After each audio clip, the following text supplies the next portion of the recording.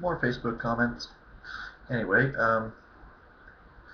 the post was a picture of a really little girl's knelt down in prayer, and the message says, share if God answers prayers. The first response by someone was, no he doesn't. The third response by someone was, what a sick photograph. To have brainwashed a child at that age is disgusting. My comment between that was, not a single one of mine. The doctors saved me from my leukemia with proven scientific remedy that previous doctors developed through study and experimentation, despite anybody's goddesses or whatever. I didn't need to say a single prayer.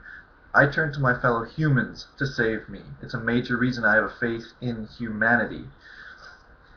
Then the original poster responds, God rescued you, Nick.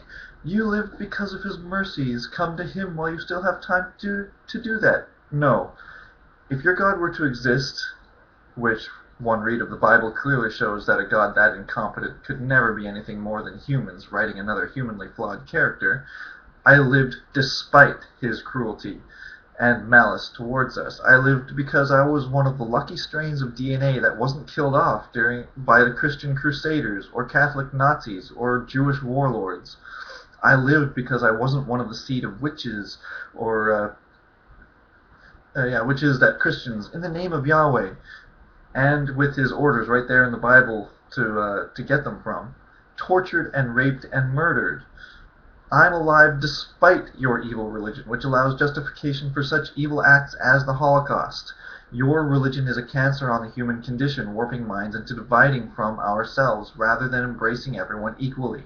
If your religion comes with a God as cruel and clearly evil as the Yahweh of the Bible, then even if you were real, it would be everyone's moral duty, responsibility as caring human beings who fought and struggled for everything we ever had, despite a God whose major contribution is watching us suffer or creating more reasons for us to suffer.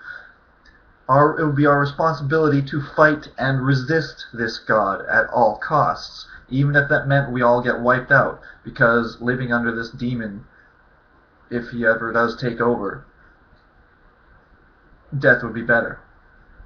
Because there would have to be others, and there would have to be others of his race to choose from. He can't be a lone being without an evolved race behind him that came from some other form of life. That's how we know how life develops. If this God exists, he has to be a part of an ecosystem. He has to be part of a full race.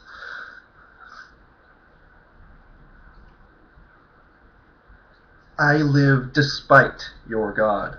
And I outright reject the idea that a fictional character whose words can be manipulated by human liars, thus making the power all theirs and not God's, has control over this planet. I reject that idea completely. Especially a fictional character as incompetent as your obviously man-made Yahweh.